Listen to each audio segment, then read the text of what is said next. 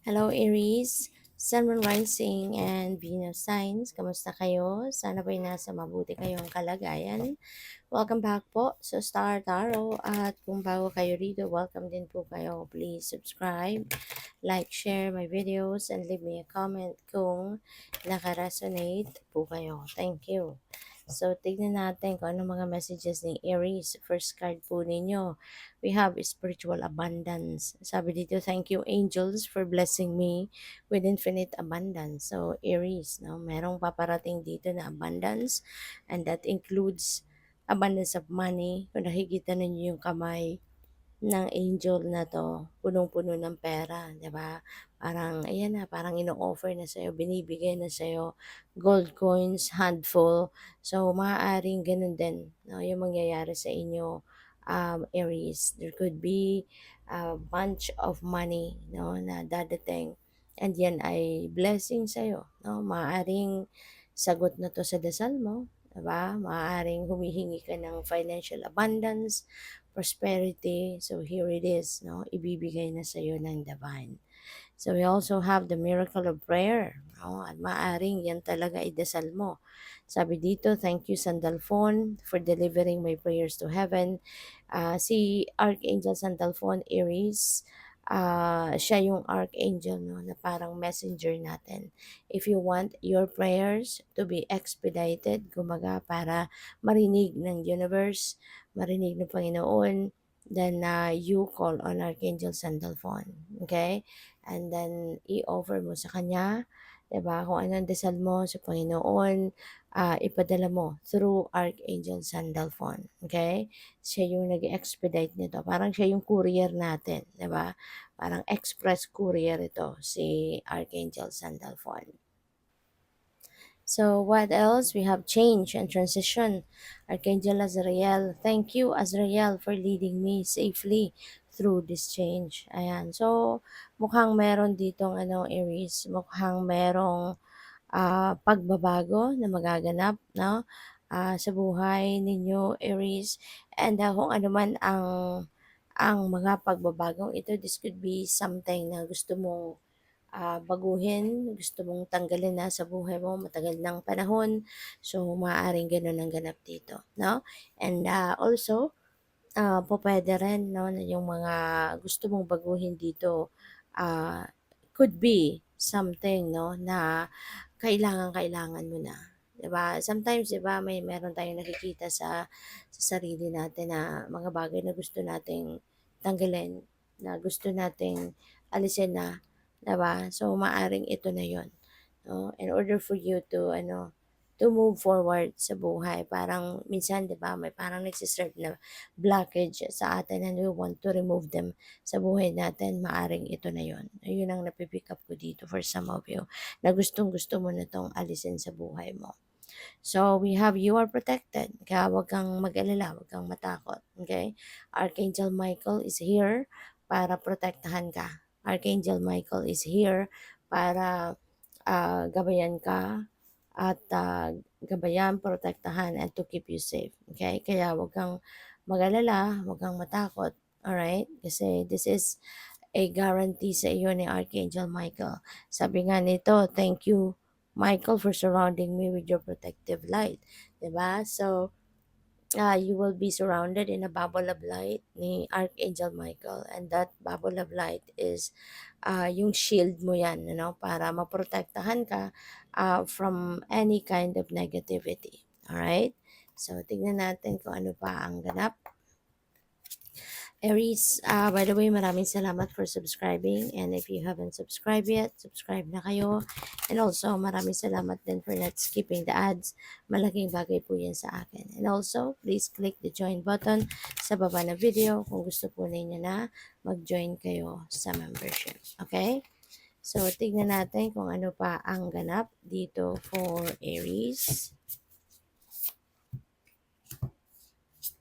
So, we have inner work Ayan, basahin natin. God brings me ideal situations for my inner healing. As I become aware of my weaknesses, I turn them into strengths. I direct my thoughts toward the light and see the positive side of every stage of my life. Darkness turns into courage, thus I get stronger. Ayan. So, you know what, Aries?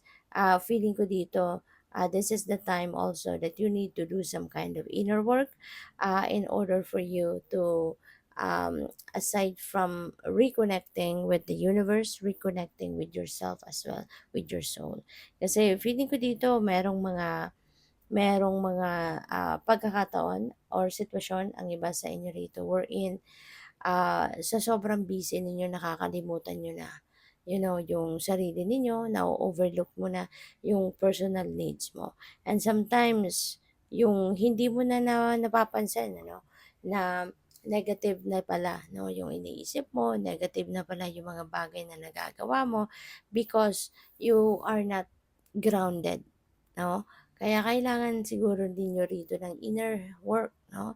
You need to do some kind of inner work. You need to do some kind of reflection, introspection, no? Pagninilay-nilay at pagmumuni-muni is a must para na ma-figure out ninyo what are the things, no, na dapat ginagawa ninyo or anong mga bagay ang dapat na pinagtutuunan ninyo ng pansin.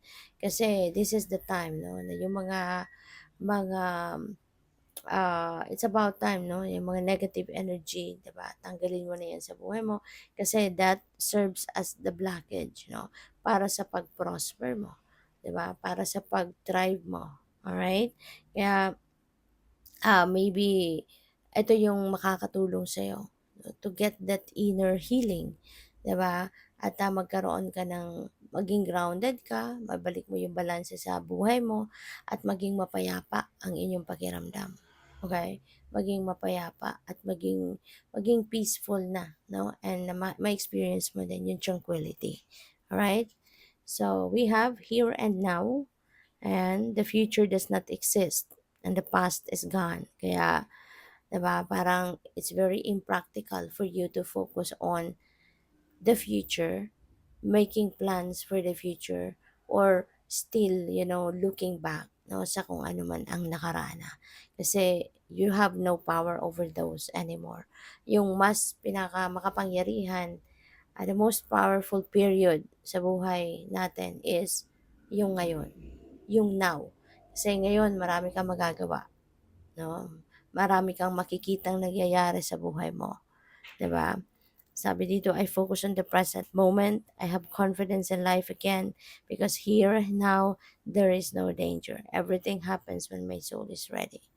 'Di ba? At saka uh, when you are embracing what is happening right now, 'di ba?